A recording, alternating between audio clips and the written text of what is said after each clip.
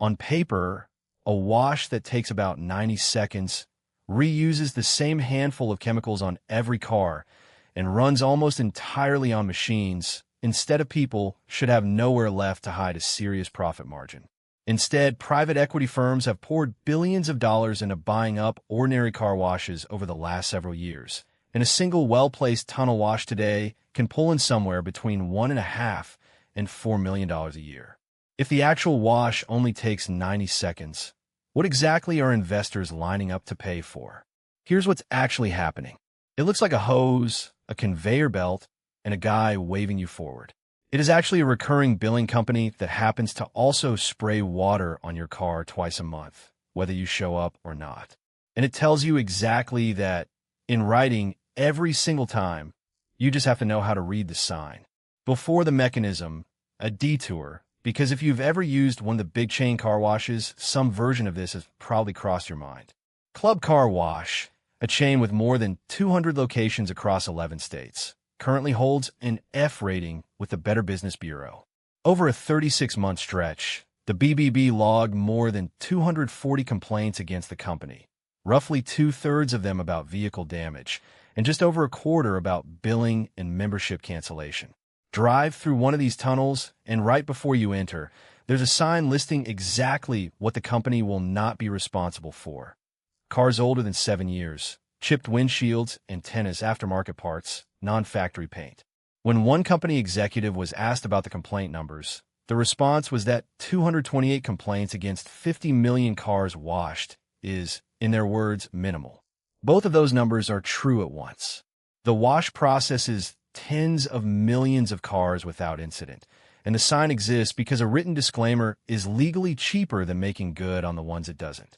Second detail, and this is the one that moved past customer complaints in actual courtrooms.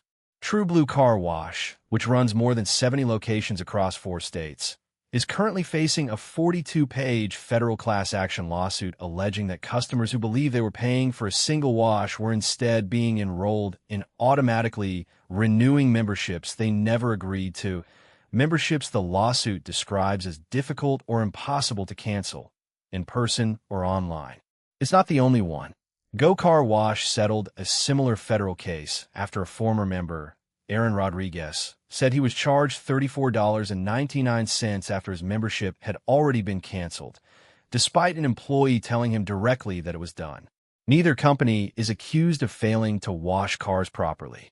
Both are accused of the same thing, designing the exit to be harder to find than the entrance. None of this means every wash is running this playbook. Most aren't sued at all, but when it happens at the subscription desk, never at the tunnel. So here's how the money actually moves. There are really 2 different businesses hiding under the same sign. The first is the self-service bay. You pull in, feed a card reader or coins, spray your own car for a few minutes. Almost no labor, almost no equipment beyond a pressure washer and a vacuum, which is why self-service bays consistently run some of the highest margins in the entire industry, somewhere between 35 and 50% net profit. A smaller self-service operation can still clear $50,000 to $100,000 a year in owner cash flow, almost entirely because there's barely anyone on payroll.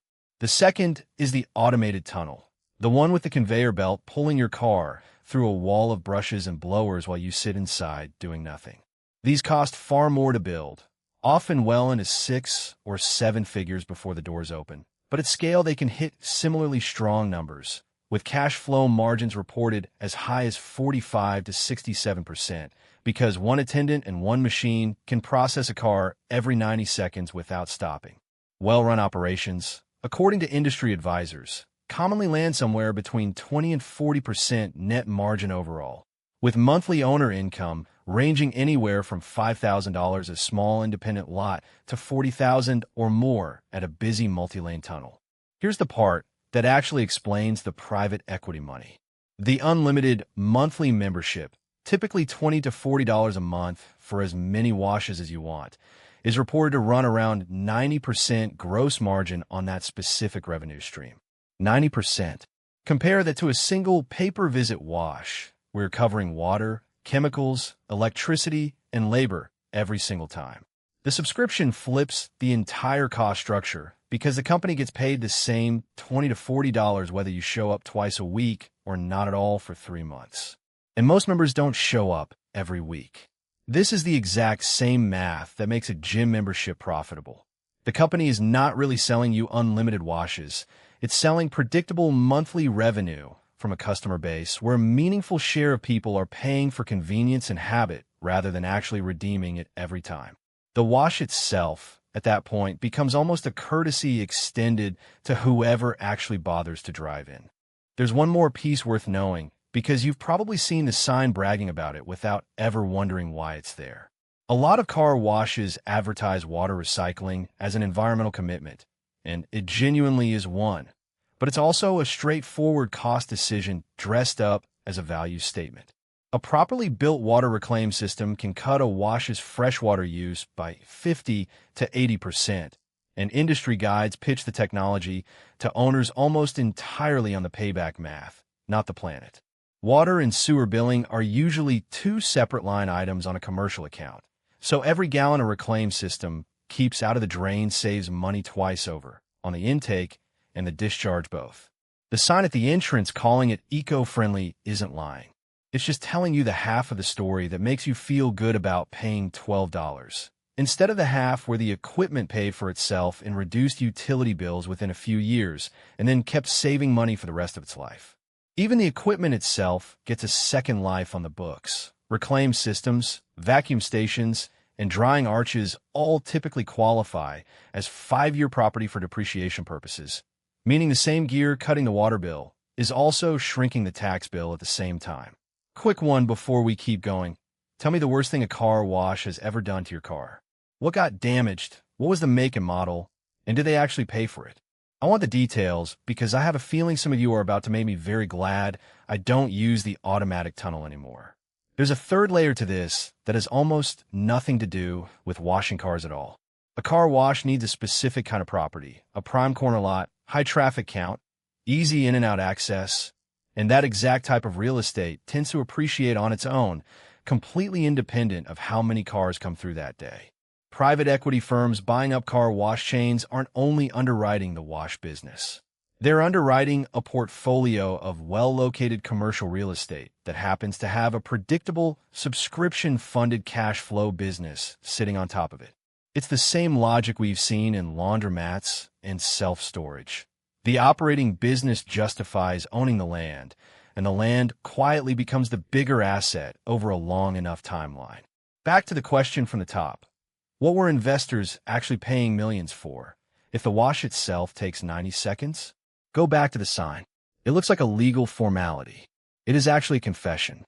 It tells you, in writing, exactly which version of you this business was built for, and it isn't the one reading the fine print on the way in. There are 2 customers in this building.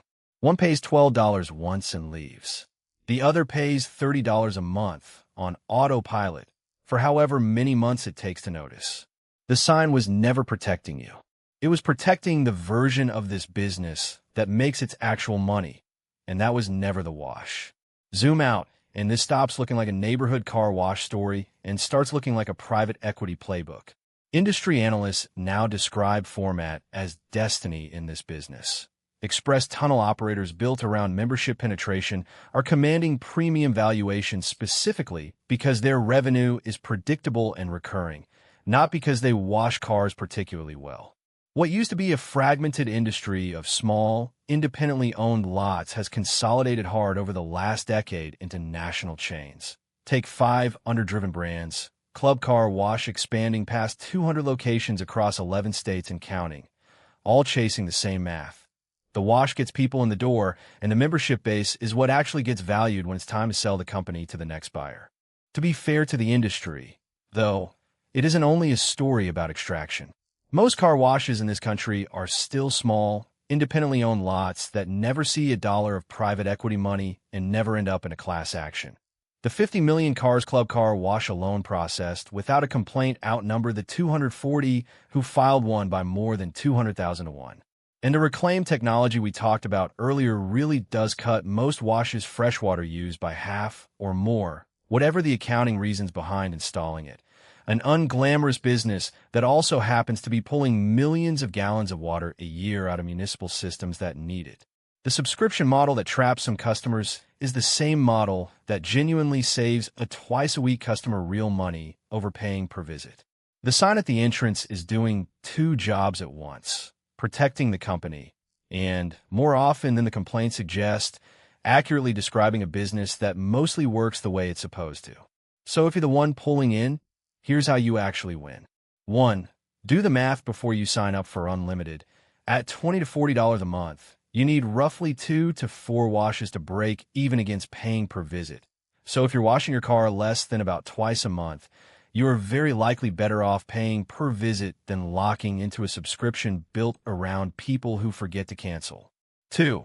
Before you sign up anywhere, specifically check how you'd cancel. Look for it before you hand over a card, not after.